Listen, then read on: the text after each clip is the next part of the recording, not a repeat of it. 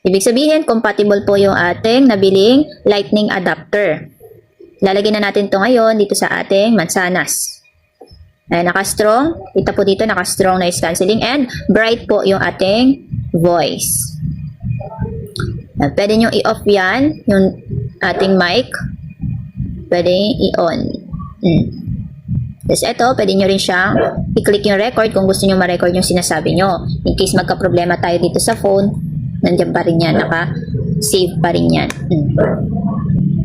Nagtatry na tayong magsalita dito sa ating mansanas.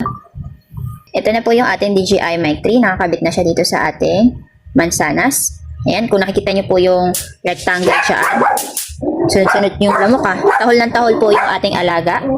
Ayan, hindi ko sure kung malakas sa inyo yung tahol, pero dito ang sakit sa tenga ng tahol ng alaga ko. Hindi ko sure kung malakas sa inyo yung tahol, pero dito ang sakit sa tenga ng tahol ng alaga ko.